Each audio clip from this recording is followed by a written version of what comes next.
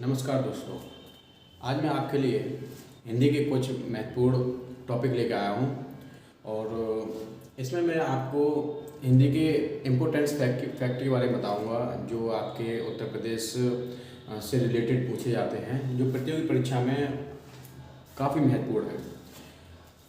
इसके बारे में मैं आपको प्रत्येक टॉपिक बाई टॉपिक बताऊंगा। हिंदी के वर्ड से लेके अंत तक जितने भी बनते हैं काफ़ी महत्वपूर्ण लाता है कि उसे क्या करना है, क्या सीखना है, वो परीक्षा में किस प्रकार के पैटर्न को स्वयं हैंडल एग्जाम में पूछ लिए आते हैं। तो टॉपिक बाई टॉपिक चलते हैं। तो चलते हैं क्या होता है हमारे आपको गणेरमा क्लासेस में आपका स्वागत है। और वीडियो पसंद आए तो लाइक, शेयर एंड सब्सक्राइब करें और वीडियो के अंत तक देखकर अगर आपको पसंद आते हैं तो बेल आइकन को प्रेस कर लीजिए, जिससे मेरी आने वाली सारी वीडियोस आपको सबसे पहले मिल सकें। तो चलते हैं वीडियो की ओर।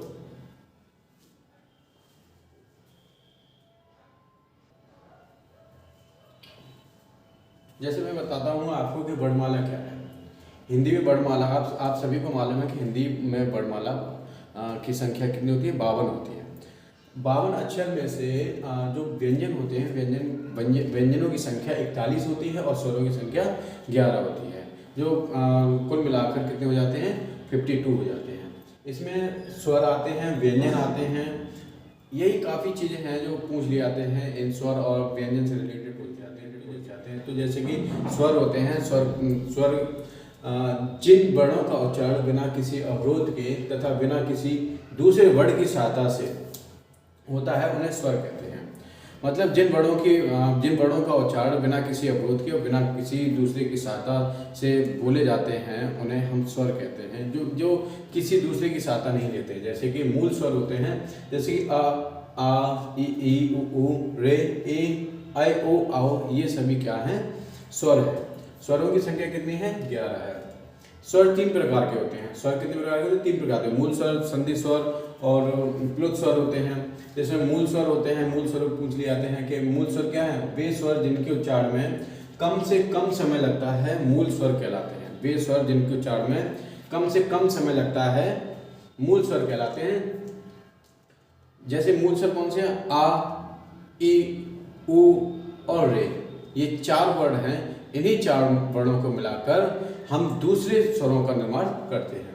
जैसे कि इसमें इन चारों वर्णों से हम संधि स्वर, प्लुत स्वर, ये सभी संयुक्त स्वर, दीर्घ स्वर, ये सभी स्वरों का निर्माण कर लेते हैं। जैसे कि संधि स्वर है, वे स्वर जिनके उच्चारण में मूल स्वर की सहायता लेनी पड़ती है। मतलब जिन स्वरों के निर्माण के लिए आप कह सकते हैं उच्चारण के लिए हम मूल स्वरों की सहायता लेते हैं, उन्हें हम क्या कहते हैं? संधि स्वर कहते हैं। संधि स्वर भी 2 प्रकार की होती हैं। दीर्घ स्वर होता है, संयुक्त स्वर होता है। दीर्घ स्वर जैसे कि दीर्घ स्वर होते हैं और संयुक्त स्वर होते हैं। अब इसमें 7 स्वर होते हैं। संधि स्वर 7 संधि स्वरों में 7 संख्याएं होती हैं। जैसे कि आ ई उ ए आई ओ औ, ये 7 वर्ड हैं। इन 7 वर्डों को अब इनके फैक्टर्स करते हैं जिस प्रकार से। दीर्घ स्वर है।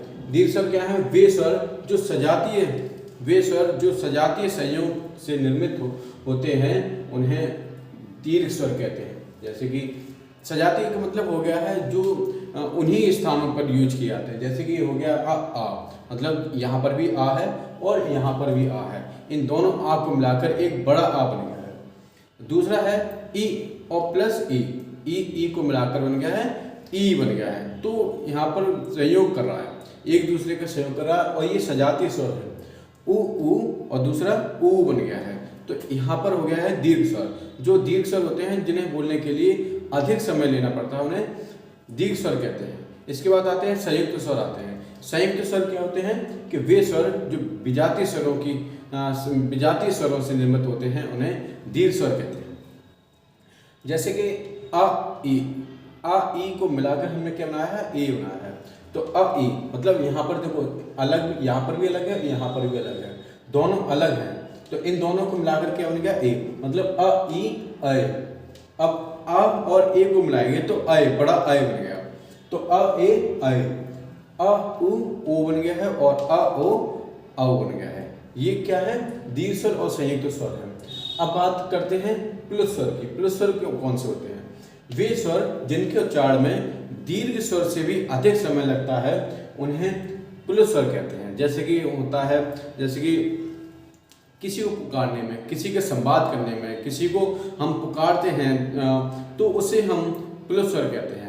काफ़ी आवाज़ लगाकर बुलाते हैं किसी भी नाम को या किसी को भी बुलाते हैं तो हम उसे थोड़ा अधिक समय लेते हैं बोलने के लिए, काफ़ी अधिक समय ले लेते हैं तो उसे हम पुलिस स्वर कहते हैं। जैसे कि हम राम कह सकते हैं, ओम कह सकते हैं, जो सुबह सुबह हम लोग बोलते हैं तो राम, जैसे कि हमने अधिक समय लिया है। अगर हम भजन संध्या में बैठते हैं तो हम उस समय काफ़ी ऐसे वर्ड मिलते हैं जिसे हम अधिक समय लेकर बोलते हैं तो उसे हम क्या कहेंगे, पुलिस स्वर कहते हैं। पुलिस स्वर को ये हो गया, ज़्यादातर इनका प्रयोग पुकारने या संवाद करने में करते हैं। तो यहाँ पर देखिए ये सभी आपका एक हो गया, नोट हो गया। और अब इसके बाद हम बताएंगे आपको आगे। जैसे जीवा के आधार पर बताया था तो जीवा के आधार पर स्वरों को 3 भागों में बांटा गया है।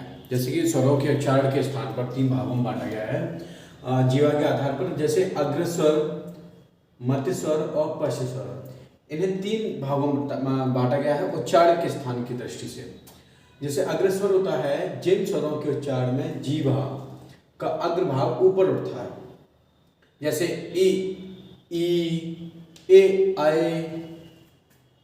ए आई, ये 4 होते हैं। कितने होते हैं? 4 होते हैं।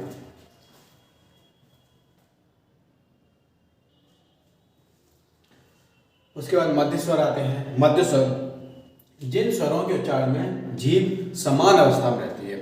जैसे कि हम बोल कर देख लेते हैं यहाँ पर जीभ ना समान अवस्था में है। और ऊपर वाले में देखिए अग्र स्वर में ई, ए आई, इसमें क्या होता है कि जीभ होती है, जीभ का अग्रभाग है वो ऊपर होता है, ई, ए आई।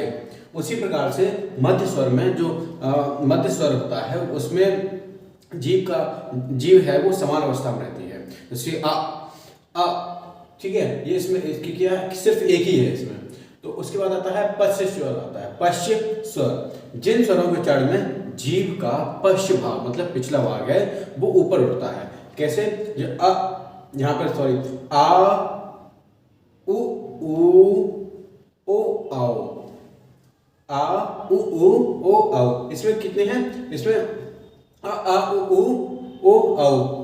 नहीं है, ए किस में आता है? मध्य स्वर में आता है। तो एक ही स्वर है इसमें मध्य स्वर, जिसे हम कहते हैं। और पश्च स्वर में आता है आ, उ, ओ, आओ। और एक इसमें और आता है ओ। ये क्या है? आगत स्वर है। ये नया स्वर बना है, इसे आगत स्वर कहते हैं। जैसे कि इसमें क्या कहते हैं, इसके अतिरिक्त यहाँ पे आता है चंद बिंदु आता है, चंद बिंदु आता है और अंकी बिंदी आती है और अह होता है। ये आयोग वहा है। क्या है ये? आयोग वहा है। इसे ये दोनों एक ही है लेकिन अ और अह आयोग वहा है, इससे 2 ही होते हैं। ये ना तो ध्वनियां है और ना ही व्यंजन है। इसे किसने बताया है? किशोरीदास वाजपेयी जी ने इसको बताया है कि ये क्या है? आयोग वहा है। किशोरीदास वाजपेयी जी के अनुसार इन्हें आयोग वाह की श्रेणी में रखा गया है। उसके बाद आता है अनुनासिक। यहाँ पर ये चीज दे रखी है, अनुनासिक इसे शॉर्ट में लिखा था, यहाँ अनुनासिक। यहाँ पर आता है चंद बिंदु में, किस प्रकार कहीं देखा हो, जैसे कि चांद में क्या आता है? ये चंद बिंदु आ जाता है। ये क्या है? अनुनासिक है। अनुस्वार जैसे अंग, यहाँ पर आता है अंग, जैसे कि कंचन, चंदन, तो अंग की बिंदी आ जाती है उसमें। उसी प्रकार विसर्ग में अह होता है। क्या होता है? अह होता है, जो विसर्ग होता है। इसमें नुक्ता भी कहीं कहीं पूछ लिए जाते हैं। इसका ज्यादातर प्रयोग वर्णमाला में आए हुए जो विदेशी शब्दों से आए हुए होते हैं उनका प्रयोग करते हैं। जैसे कि जा बोलते हैं हम, जा नहीं जा बोलेंगे, उसके फ बोलेंगे, फ। ये क्या है? आगत व्यंजन है। इसमें ही आगत व्यंजनों का प्रयोग किया गया है। ठीक है, ये सभी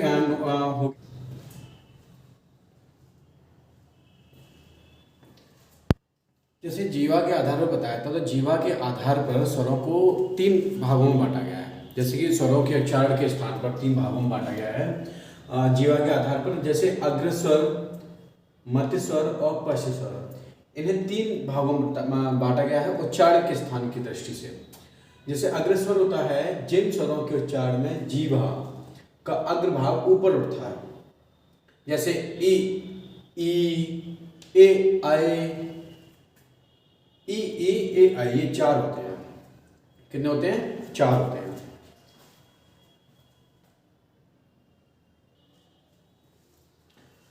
उसके बाद मध्य स्वर आते हैं। मध्य स्वर जिन स्वरों के उच्चारण में जीभ समान अवस्था में रहती है, जैसे कि हम बोल कर देख लेते हैं अ, यहाँ पर जीभ ना समान अवस्था में है, और ऊपर वाले में देखिए अग्र स्वर में ई ए आई, इसमें क्या होता है कि जीभ होती है, जीभ का अग्रभाग है वो ऊपर होता है, ई ए आई। उसी प्रकार से मध्य स्वर में जो मध्य स्वर होता है उसमें जीभ है वो समान अवस्था में रहती है, जैसे आ, ठीक है। ये इसमें इसकी क्या है, सिर्फ एक ही है इसमें। तो उसके बाद आता है पश्च स्वर आता है। पश्च स्वर जिन स्वरों के उच्चारण में जीभ का पश्च भाग मतलब पिछला भाग है वो ऊपर उठता है। कैसे?